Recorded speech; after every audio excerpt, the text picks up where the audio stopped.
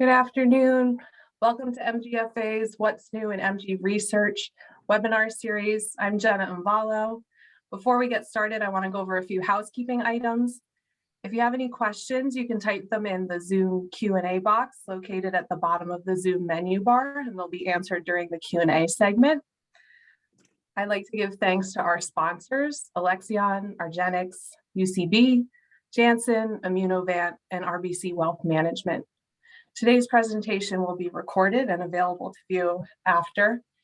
And now I'd like to introduce today's speaker, Dr. Michael Hehir from the University of Vermont. Welcome. I'll hand it over to you. Thank you for having me. I'm going to share my screen in a couple of steps here.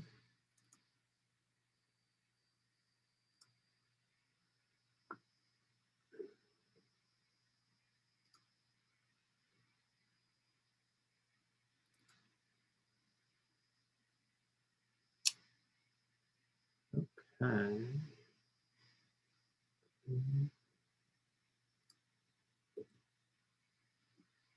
Oops.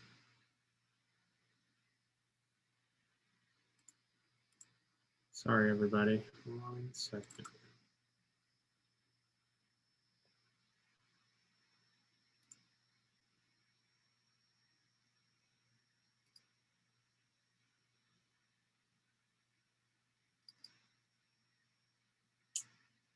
Okay.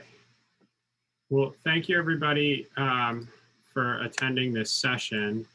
And thank you to the Myasthenia Gravis Foundation for inviting me to talk today about something that I am passionate about, but also for having the vision to support this research, which is a little bit different than what people are doing and what people are used to.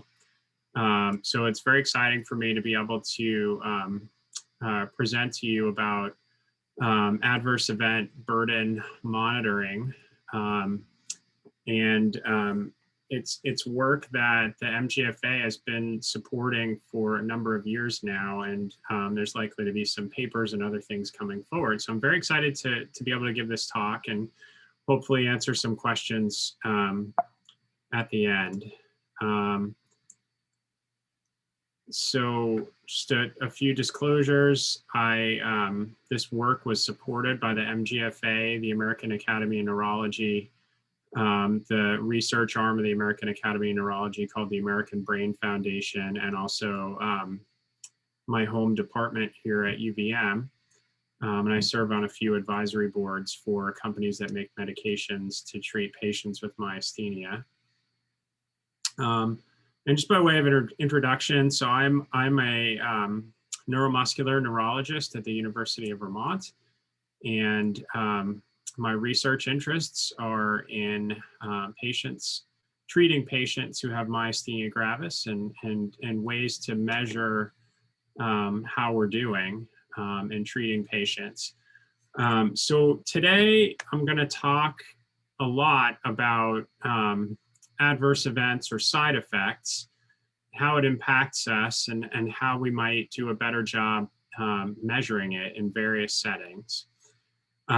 So before I give any talk, I always feel like it's a really good idea to just like take a step back and think about just sort of myasthenia gravis sort of in general. I think it's really important when considering treatment plans and the implications of different treatment to really have the goals of care at the forefront of those discussions. And I think side effects are going to be a big part of those discussions and should already be a big part of those discussions. I think it's very relevant to think about the number of treatments that are available now and the ones that are in the pipeline and may be available in coming months. And then we'll talk a little bit about this project and how to understand adverse event or side effect burden and the work that we've been doing to try and do that. So just to sort of like ground the discussion. So we're talking about autoimmune myasthenia gravis, which is one of the first described autoimmune disorders. And when we think about patients with myasthenia gravis, we think about the implications of weakness and variable weakness of different muscle groups, which is shown on the left part of the slide here, where patients will get weakness of facial and chewing and swallowing muscles at times, weakness of the eye muscles, sometimes weakness of neck muscles and more proximal muscles in the arms and legs, so like shoulders and hips. When we think about sort of classifying myasthenia gravis when trying to understand sort of treatment paradigms and how to predict how things might go for any particular patient, we think about a number of things. One of the very first and most important things to know is, do patients have measurable antibodies in their blood that are consistent with myasthenia gravis? So when people have myasthenia gravis, that involves many of the muscles of the body outside the eyes, what we call generalized myasthenia gravis, it's quite likely that there are measurable antibodies in blood. The most common antibody that we find is something called the acetylcholine receptor antibody. But some patients have something called a MuSK antibody. And it's important to keep that in mind and to know your antibody status, because the treatments for acetylcholine receptor myasthenia gravis are very different than the treatments that are used for anti-MuSK myasthenia gravis. Increasingly, some patients are being diagnosed with a form of myasthenia, with an antibody called LRP4. It's much less common than the first two that I mentioned, but it's still one that's measurable. It's often treated very much like acetylcholine receptor myasthenia. And then there's a group of patients who don't have measurable antibodies in blood, but do have myasthenia gravis. And it may be that the treatment for those patients is a little different. They seem to respond to the same treatments as patients who have acetylcholine receptor myasthenia. Other things that we sort of keep in mind when we're thinking about classification, we think about clinical presentation. So is this a patient who has weakness purely of eye muscles and eyelid muscles, or is this a patient who has more generalized or systemic weakness related to myasthenia? The treatment strategy for those things may be different. Is this somebody who has what we call refractory myasthenia, where you don't seem to respond to many of the first line treatments that we try for myasthenia? And then we think about the thymus gland, which is in your chest, which is sort of a educator of the immune system. And some patients have pathology of their thymus gland or something going on with their thymus gland that requires a surgery. And whether or not that's present or absent may have implications for treatment as well. And then another thing we think about increasingly is age of onset. So is this somebody who's presenting before their 60s or after their 60s? It's increasingly recognized that those two cohorts may be different. So we're going to kind of move on from that and think more about goals of care, which is really where the majority of this discussion is going to live today. And this is my mentor, Ted Burns, at the University of Virginia, and he's been sort of mentoring me on this project and was the person who had the initial idea that led to what I'm going to talk about today. But when thinking about goals of care for patients with myasthenia or other conditions in neurology, or just anything for that matter, these are the things that I think are most important. So keeping people safe, allowing people to do the activities that they want to do for as long as they can do them, limiting symptoms and adverse effects, which is really what today's talk is going to be about, and then sort of minimizing the impact of the disease on quality of life, all aimed at sort of helping people live the fullest life they can live and do the things that they want to be doing. And it's sort of a combination of many things that lead to the ability to do that. A number of years ago, a group met to come up with sort of medical guidelines for the treatment of patients with myasthenia gravis, and this international consensus group voted on different statements. And for the goals of treatment in myasthenia, what this group came up with was that the goal is to have either be in remission or minimal manifestations, which means when a patient achieves on this particular scale minimal manifestations, it means that you have no symptoms, but if you come to your doctor, they might be able to pick something up at the bedside on a clinical exam, but have pretty much no symptoms with treatment, and then have very few side effects is what the second part of this statement means. So that it's sort of intuitive. And sort of common sense, right? So if you have a condition, you don't want to have symptoms from it, and you also don't want the treatment to make you sicker than the condition. So you don't want adverse events. I think it's really important. So Ted talks a lot about just sort of being grounded, and he has a unique perspective on things as a patient. He doesn't have myasthenia gravis, but he talks a lot about being a patient with another illness. And this is really interesting because this is from an article or talk that was given in the 1920s. And this person said, "Our fathers knew less of disease, but more of men. And if we do not take care, our successors are liable to know much about disease and very little about human beings." And I think it's really sort of very important to sort of stay grounded. We know a lot about the conditions that people suffer with these days, and we focus a lot on what is the science behind it? How are we going to develop the new treatment? How are we going to implement this new treatment? How are we going to design the next research project? But at the same time, underneath all of that, at the very end of the day, the most important thing is that there is a person who has something going wrong, and we need to focus on that person so that they can do the things that are important to them. And I think it's something that we need to constantly think about and remind ourselves of in medicine. And it's something that I talk a lot to our trainees about when we're thinking about patients in clinic or when people are admitted to the hospital. We need to be human, and we need to learn these lessons and really think about it.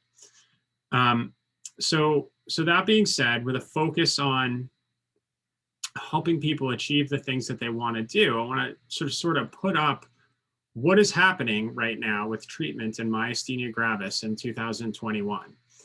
I give this other talk on genetic testing for different neurological and neuromuscular disorders for our fellows and residents. And there's been this like explosion in available testing strategies for patients who have genetic conditions. And the very first slide, I should probably put it on this one, is like somebody drinking from a fire hose because there's like so much information. And I'm starting to feel increasingly like that when I get ready to have a conversation with a patient with a new diagnosis of myasthenia about what are the treatment options for you, because there's so many now. It's a very different discussion than it was 5 years ago, a very different discussion than it was 10 years ago, 15 years ago. So right now in 2021, these are the things that are currently available today. If you had a new diagnosis of myasthenia, these are the things that you could be treated with. So we have symptomatic strategies, so medicines that sort of make the muscles work better for a short period of time, but don't really go after the underlying problem in myasthenia, which is a confused immune system. And this really is the acetylcholinesterase inhibitors, and the one that gets used the most is something called pyridostigmine. And it's nice because it's a medication that it works within minutes to hours, but at the same time, it really only lasts while it's in somebody's system. So it has a fast onset where it comes on quickly. It also wears off in hours. So it needs to be dosed multiple times during the day to be effective for any particular person. However, in many patients, that's not enough because it's really not addressing the ultimate problem, which is where the immune system is confused, and instead of fighting off infections, is really affecting the muscles and causing weakness. And to treat that part of the condition, the underlying part of the condition, all the other treatments are really based at sort of quieting down the immune response to allow the muscles to heal. And right now we have sort of three strategies that work on the order of days to weeks, and that's really corticosteroids. So that's your prednisone.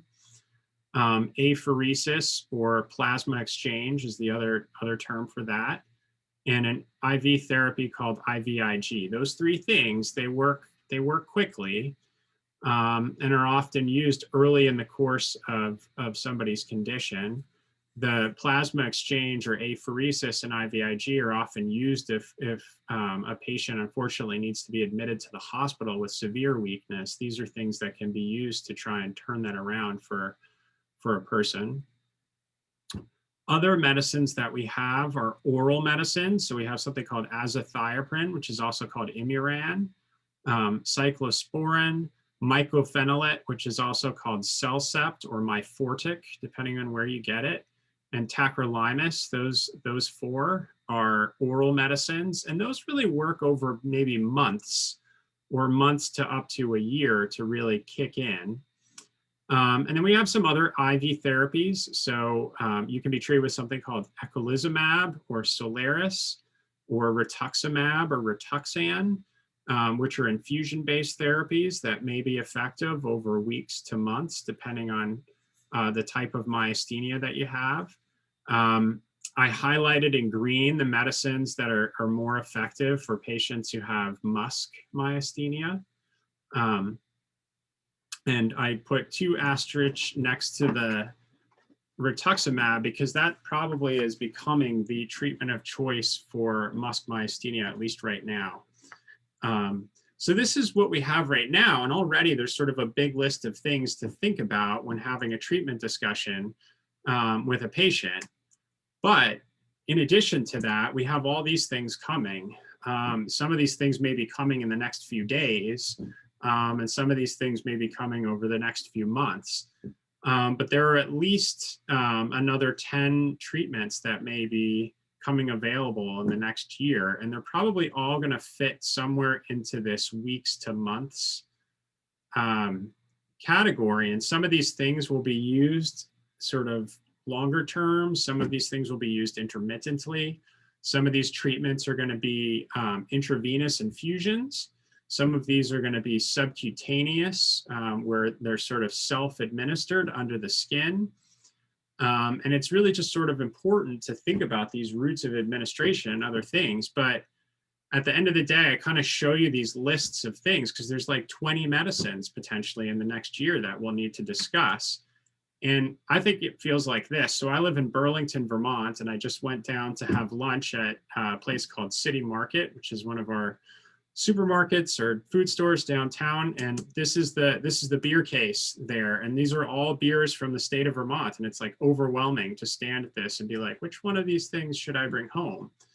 Or I'm doing a project, which screwdriver do I need for this particular project of the 50 of them hanging on my wall here? And it's just sort of trying to understand, like, what is the treatment for this patient as a patient? What is the best treatment for me?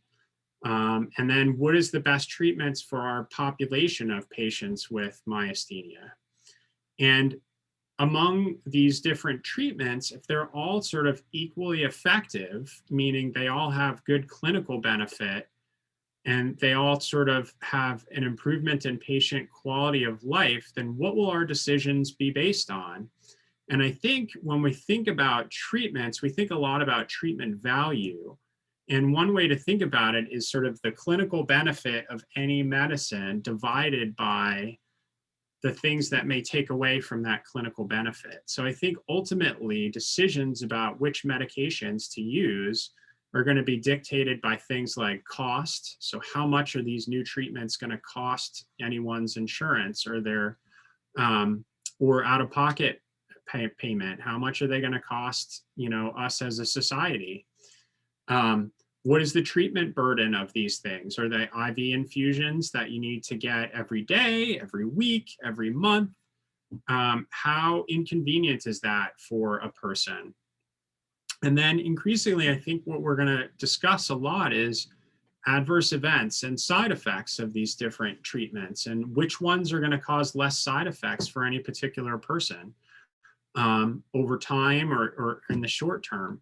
So I think all of these things are going to be really important when we're trying to figure out how to have that discussion about which medication to use or which medication to continue and which to discontinue over time.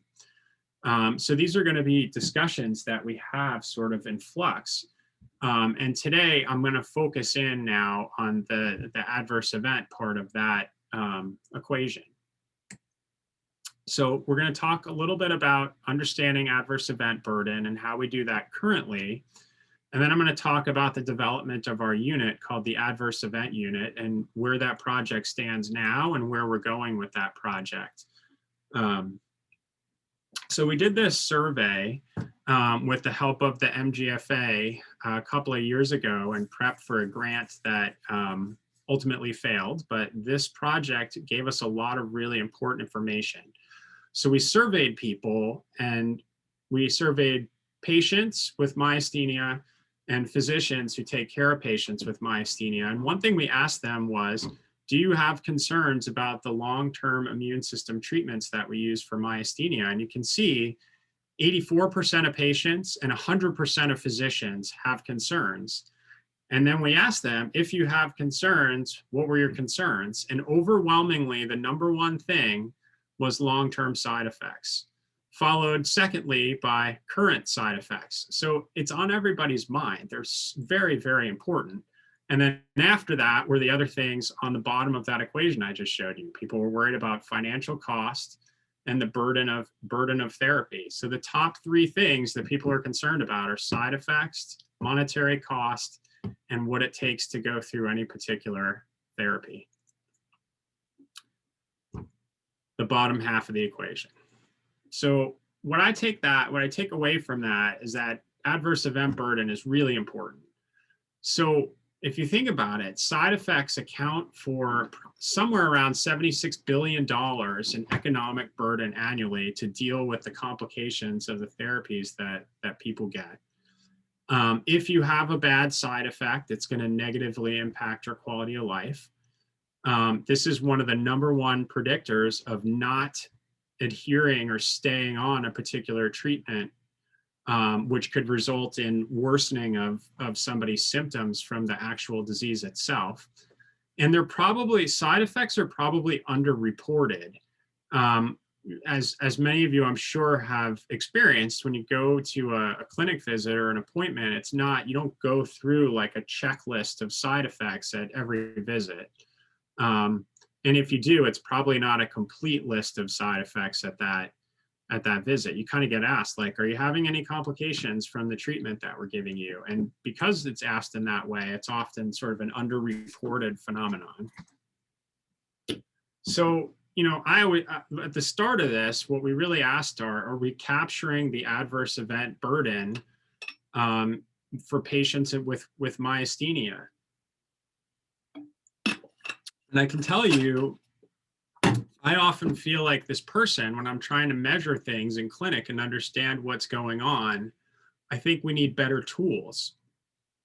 So where we are right now with measuring adverse events, so there's some available tools right now that you could use. So you could use a medication specific tool, which is fine if you were just taking one medicine from one class. So only thinking about the side effects of prednisone. But if you take any of the other medicines on the list, that scale or way to measure adverse event burden really wouldn't apply.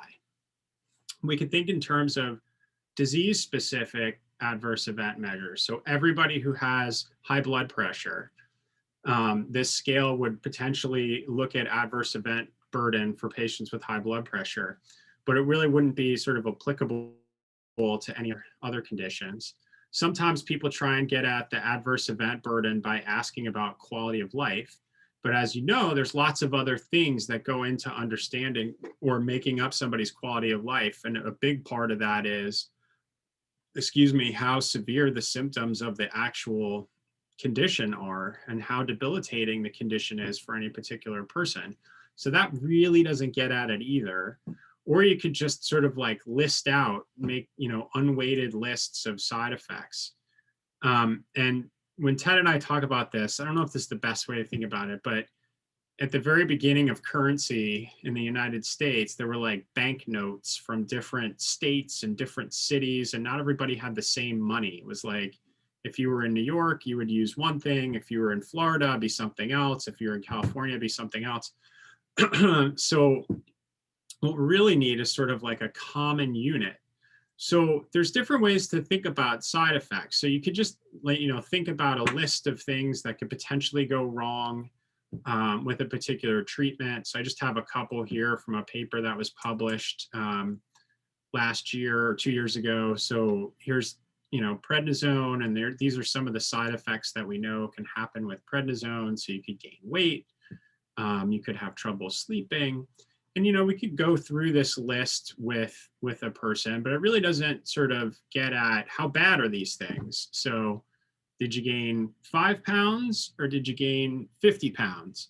So it really doesn't sort of like get at that phenomenon. And, we have lists for lots of the different medicines that we use. And I think they're important for the strategy of the adverse event unit that we've created, but it may not be the best way to understand anything for any particular patient. When we think about, or when we present things and we do a study, so these are 2 different studies that were published over the last couple of years. And at the end of every clinical trial that's done, where there's a treatment arm and a placebo arm, and a placebo is the arm that didn't get the treatments in the particular study, and they look at, were there any differences in side effects between the 2 groups? And they kind of ask about just sort of side effects in general, and they report out different things, and they report out lists of things and how frequent they are. But it really doesn't get at the idea of how severe are these things, or how important were these things to any particular person or any particular treating physician. It really is just sort of a list of things, and it's up to the reader of this article and the person interpreting this article for their patient in clinic to sort of rank and understand the implications of these things. So helpful, but I would say incomplete. And the way that I try and think about it is sort of like keeping score. So if you just have that list, it's a little bit like if you play tennis, it's a little bit like a person serving the ball and knowing where the ball went this one time when you served it. You kind of have a list. It's kind of like if you were using a microscope, the big wheel, the course adjusts. It's sort of a little bit in focus, but not really, really in focus. Versus in sports, we're so good in sports at measuring things. Medicine is so far behind sports. It's unbelievable. So this is just an example of Roger Federer, who's a really famous tennis player. And this is all the places he served in Wimbledon in 2012. And when he served the ball, we know when the person couldn't hit it back to him and when they could hit it back to him, and where it was each time that he did it. And you can form opinions about what to do next based on this information. It's sort of very rich, fine adjust information. Another way to think about it is you have all these items that you might ask people about, and it's sort of like blurry. But as you take all these things, you can really sort of focus in on a particular problem. Or in this case, we want to focus in on side effects for people to understand how to clear up the picture so that you can be informed about what's going on. So the idea was to create this unit called the adverse event unit, which is derived from input from doctors and input from patients. And it's like a currency that you can use, and you can use this currency to compare any medicines from any condition that really affects the nervous system. Oh, I missed one where I was trying to update the Myasthenia Gravis logos before, but this is the old logo. But anyway, so the idea is you can compare anything in the cost of like dollars. So patient number 1 has $10 worth of side effects on these couple of medicines versus patient number 2 on these other medicines who has $2 worth of side effects.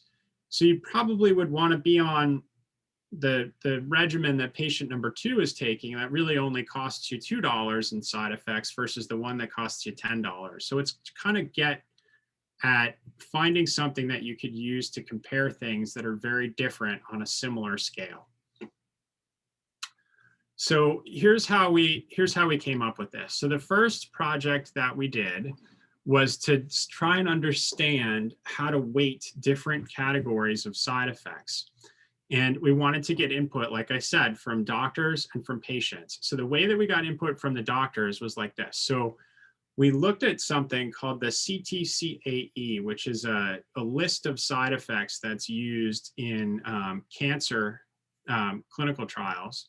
And it kind of has very discrete categories of things. So here's a couple of items from that. So if somebody was having weight loss from a particular condition, if you lost 5 to 10% of your weight versus losing 20% of your weight, these would be things that would be sort of on that scale. And what we did is we had doctors from different specialties. So we had neurologists do it. We had primary care doctors, pediatricians, and others who might take care of patients who have neurological conditions. We had them assign weight to these different categories of side effects, independent of any particular condition or medication. The idea was to get at how bad would this thing be just in and of itself. So if you gained 20% or if you lost 20% of your body weight and you needed to have artificial nutrition through a tube feed or through your vein, how many points would you give that from 0 to 10? So they did this in surveys, and we surveyed 363 physicians from around the United States who on average had been in practice for a decade. And as you can see here, neurology, primary care, other sort of subspecialties in internal medicine, pediatrics, and many of the people were in the Northeast and the Southeast. I'm not sure why, but we had people from across the country. And this is what came out when the physicians did the weighting. So the CTCAE score is something that runs from 1 to 5. 5 is death, which isn't relevant in this case. That's its own thing. We're really interested in what is the side effect burden for the patient that's around right now.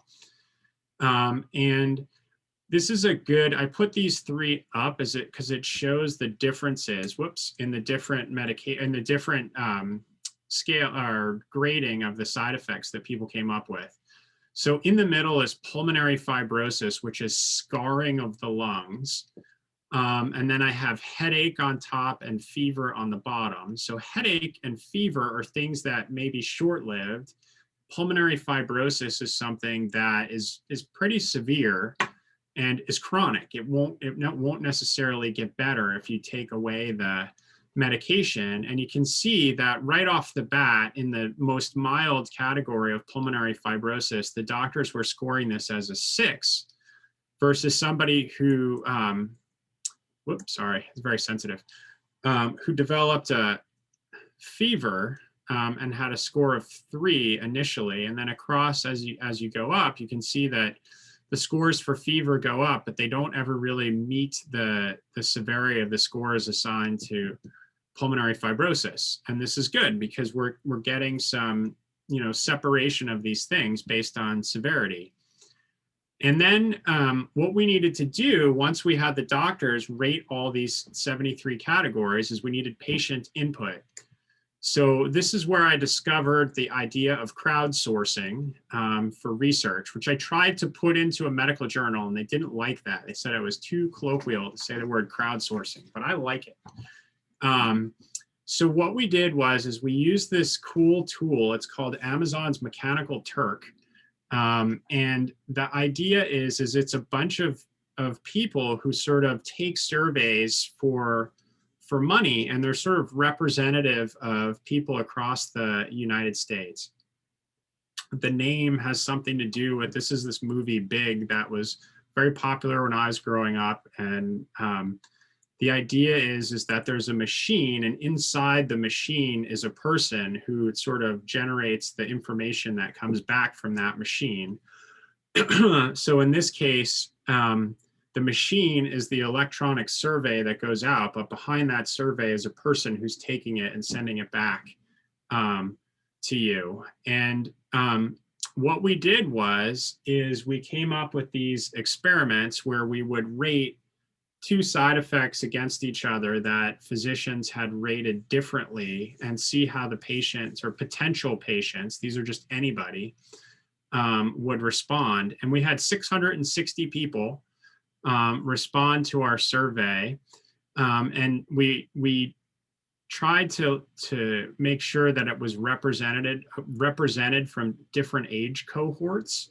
People who take online surveys tend to be younger and better educated. So we wanted to make sure that people over the age of 55 were equally represented. And you couldn't grade it any more finely than that. So there were people that were in their 70s and 80s who took this, but the tool itself doesn't let you stratify beyond greater than 55 years, or at least not when we did it. It may have changed now.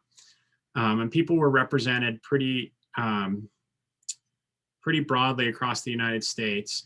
We were close to, but we had too few people of different backgrounds in the survey, which I think is a limitation of the tool that we may need to deal with in the future. And the people got paid $5 per half hour for taking these surveys. And they would basically answer this question. If you were provided with these two categories of side effects, which one would be the least tolerable, thinking about impacts on quality of life and life expectancy and other factors that are important to you. And they would be given two categories like this that were derived from patient-friendly language from what's called the Mayo Clinic disease description. So here's pulmonary fibrosis. And this is somebody who has tissue damage to their lungs in more than 3/4 or 75% of their lungs, which is really bad and is likely to shorten life expectancy, that the physicians gave a score of a 9 to, versus itchy skin. And this is somebody who has itching that's pretty bad. This is severe itching, but it is likely to improve with stopping the medication. So the physicians rated that as a 6. So the people were asked to which one would be worse. And 90% of the respondents chose that pulmonary fibrosis would be worse. So they agreed with the physician. So we left the score as is in this circumstance. And based on these pairings, if there was disagreement, so if everybody chose itchy skin instead of pulmonary fibrosis, we adjusted everything by 1 point. So the pulmonary fibrosis might come down by a point and itchy skin might increase by a point. So it was sort of still weighted a little bit towards the physicians because of the view of understanding the longer term implications of some of these side effects, but we had input from both groups. And there was really quite good agreement between the two. We adjusted very few of these. And these are some of the things that the people taking the survey said. So this person learned a lot about illnesses and found that the complications were useful for their general fund of knowledge. This person talked about how it was hard to distinguish between some of these side effects. This person had a really hard time choosing between kidney disease and cancer. Some people thought it was informative. Some people thought it was fun to complete. I'm not sure if it was fun to complete, but that person thought so. Some people thought it was interesting. This person talked about how quality of life was the most important thing that factored into their decision. This person was interesting. This person really liked that. We paid them $5, which apparently is very good because it doesn't take very long to complete this survey. And this is how you might use our unit. So we now have values for different side effects, and this is how we might use it. So if a person was on methotrexate, for example, and they came into the clinic or to their study visit and they had developed high blood pressure, hypertension, and it was at this level, they would score 5 points that day. And if they develop pulmonary fibrosis at this level, they would score 7 points. So for that day, they would score an adverse event unit score of 12. And it's a little unclear because with current work we're doing is trying to get at this. How important is it if you score a 12 versus a 5? So we're working on that part. But the idea would be is you could sort of follow this unit over time. So if you had 2 patients or groups of patients, one treated with mycophenolate or Cellcept and the other treated with azathioprine or Imuran, and you had an appointment every 3 months like this, you could get a score at each visit. And you can see here that azathioprine is going up and up, and mycophenolate sort of comes down at visit 9 and sort of stays down at month 12. And you could kind of give a score over a year. So the mycophenolate person on average has 4 side effect points per month versus 6 in the azathioprine group. So that's one way to think about it, which may be more useful in a clinical trial. Another way to think about it is this is a patient of mine who we were following the Myasthenia Gravis composite score, which is a measure of sort of strength and implications of myasthenia and how their score changed in relation to their treatments. So 16 means they had a lot of weakness and dysfunction, and they were given IVIG here, and their score it came down as their strength improved. At this time point, they added prednisone, and you can see, and they stopped IVIG, and their strength got worse again. And they decreased prednisone at this point. So this is fictitious. So they added prednisone here, and maybe their side effect scale went up over this period of time and prompted a clinical decision to decrease prednisone. And then over time, as the prednisone was decreased, their side effect score comes down. And then here they are treated with IVIG again, and their strength improves. So this could be a particular person in clinic. You could follow their side effect score in relation to the medicines we're giving and make adjustments in real time based on what's happening and have an actual informed decision about how severe side effects are with a score and a graph to show what's happening. So currently, with the support of the MGFA, we're doing a three-aimed study where we're looking at the adverse event unit and how useful it is for patients in myasthenia. And we're sort of doing it in 2 ways. So with the first aim and the third aim, we're looking back at data from a clinical trial that was done in myasthenia gravis. So something called the PROMISE MG trial, which was what's called a comparative efficacy trial, where we were comparing 2 medicines against each other over time. Patients were followed at 19 centers across the United States. 167 people were in the trial. 70% had generalized myasthenia gravis, and almost 80% had acetylcholine receptor antibodies. They could have also received other medications during the study. And during the study, at each clinical visit every few months, patients would report whether or not they were having side effects, in addition to how well they were doing from the standpoint of weakness from myasthenia. And they collected side effects on that CTCAE scale on which the adverse event unit is going to be based. So what we're doing is when they score side effects on this other system, the CTCAE, we're translating it into adverse event unit scores. And we're going to look at how well the AEU score compares to measures of quality of life. And then we're also going to look at if we can see a signal between the different treatments that were used based on adverse event burden. So are some of the treatments that were used over time in this trial showing more adverse events or side effects than others? So that's one way we're looking at the unit. And we're going to be able to maybe form some of those graphs. The other way we're looking at the unit is in our clinic here at the University of Vermont. We're administering the adverse event unit in the clinic at every visit for patients who come in with myasthenia. And our goal was to enroll 50 people over the year into this protocol. And when they come in, we usually measure disease-specific measures related to strength from myasthenia. So we use something called the myasthenia ADL, or activities of daily living, and something called the QOL, or quality of life 15, and something called the MG composite. So we already do that as part of standard of care in our clinic. And then what we did was we added to that measuring adverse event scores in patients. So, and we're looking at how easy is it to give this in clinic? How long does it take? We're looking at whether or not certain scores correlate with making decisions to change medications around. So is there a level above which we're tending to decrease patients' medicines? And then we're also sort of comparing the unit and the scores to something called the patient acceptable symptom state. So you ask somebody, thinking about all the ways that myasthenia gravis affects you, if you had to stay in the current state for the next number of months, would you say your disease state is acceptable or unacceptable?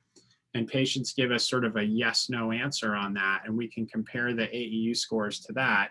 And then at the end, what we're doing is surveying the patients who filled these out and the physicians who are seeing the values about the utility of this as a strategy. And the way that we're doing it in clinic is the first thing we look at is what are the medicines that this particular person is taking. So this person who came in for their clinic visit was being treated with pyridostigmine or mestinon and mycophenolate or Cellcept. And there's a different list of side effects that come up because that are associated with those two medicines. And then we ask, are you having any side effects? And this person said yes. And they were having muscle soreness. And they rated their muscle soreness as mild. So they got a score of 1 for their visit. If they had rated as moderate or severe, they would have gotten 5 points at the visit. And then, if they had listed something else like, they've got a new rash, we would click yes, and then we would, answer some questions about their rash so that they could get a score. As of yesterday, we have 44 patients that are enrolled, and we're continuing to enroll in this study through March. We're about half and half, male to female. Our average age of our patient is 65. Most of our patients have generalized myasthenia, but we have a big chunk of folks who also have ocular. About half of our patients have measurable antibodies and half do not, which is a little unusual. And then the medicines have a pretty good representation in our clinic. Most people are taking pyridostigmine or mestinon, but there's a lot of folks on other things, including one of the newer medicines called eculizumab. So the early results of this are expected in April or May and are likely to be presented at the American Academy of Neurology meeting in April 2022, and hopefully the International Myasthenia Conference in May 2022. And then we're hoping that we'll have publications over the summer from this work. And we're already sort of thinking about sort of what are the next steps for how we think about this. So assuming this works and assuming people think that this is important, we're going to look at it in a larger group of people at multiple centers. And I've been in some discussions over the last couple of weeks with the Rare Disease Consortium called MGNet. And I'm hoping we might be able to partner with them to look at the utility of this. I've also been in some discussions with people in a few other countries to think about whether or not we could roll this out in another country as well. Another thing we could do is start to build this into the electronic medical record so that it could be used in clinics. So in our clinic, a lot of the myasthenia metrics of strength are built right into our electronic medical records. We can enter scores and follow them over time for our patients to sort of understand what's going on. And I think adverse event measurement could easily be a part of that and should be a part of that. So I think that might be another strategy to think about. And then eventually the plan is that if this seems to be successful in this particular condition, this really is something that could be applied to just about any other condition, and our plan would be to think about using it in some of these other conditions that have multiple medical strategies, just as myasthenia does. So I think overall, there's a lot of different ways that this could go.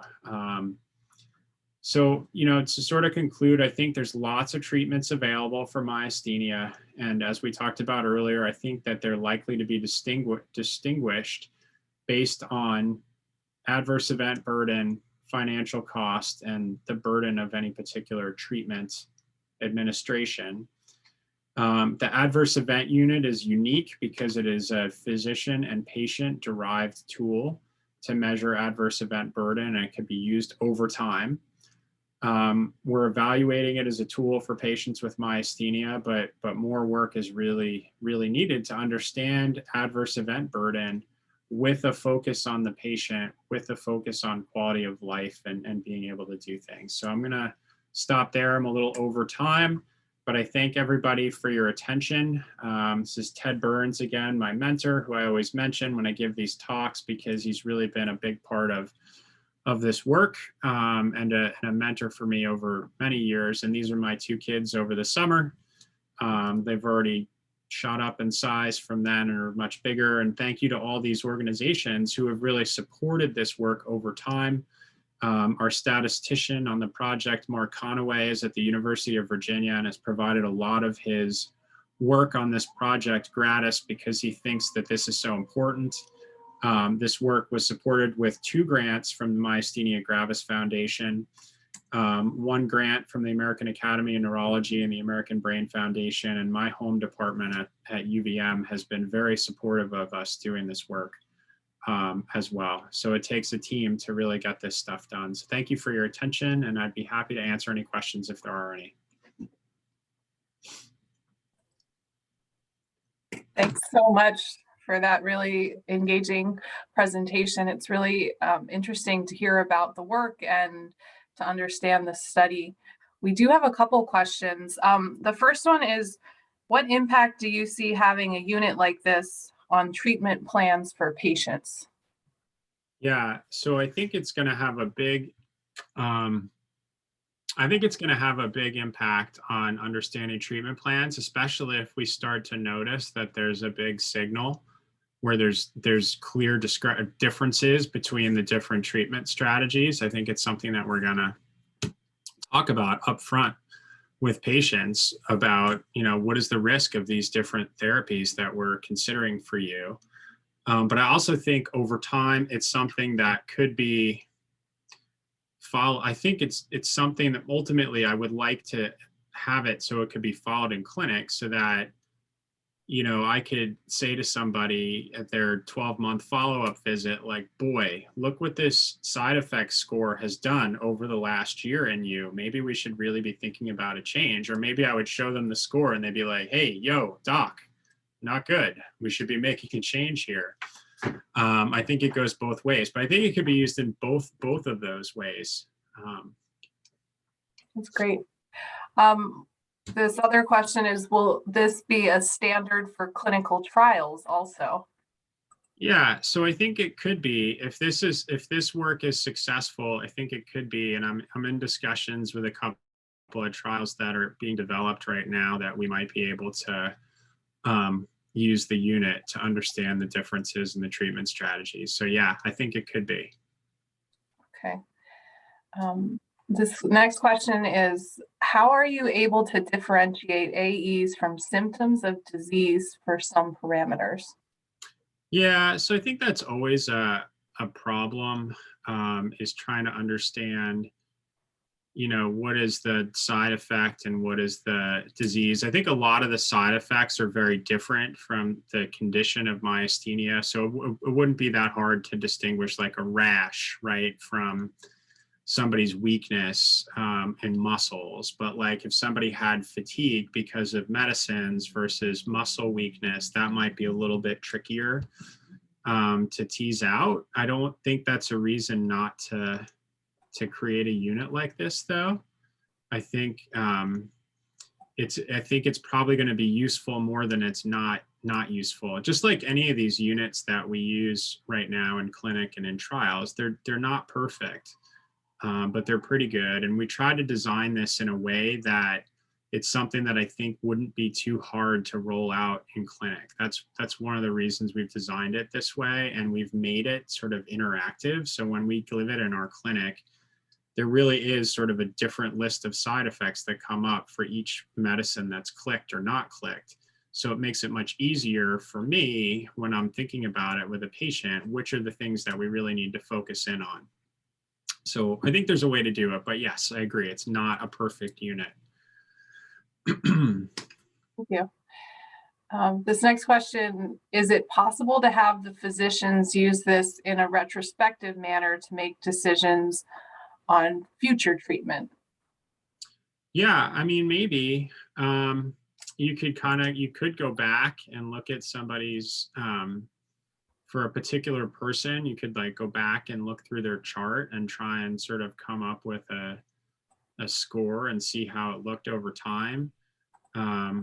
We're sort of like going back and looking at it in people who were cared for over time. So that's actually one of the really cool things about this current project that we're doing, where we're looking at that clinical trial called the Promise MG trial. That trial, basically what we did in that trial, which was led out of Duke and out of Beth Israel in Boston, is we just sort of followed people who were getting usual care. So somebody came into the clinic and they had a side effect, and we changed their medicine because of their side effect. We did whatever we would usually do that day outside of a clinical trial. So when we look back at the data from that clinical trial, we're going to be getting sort of like real world,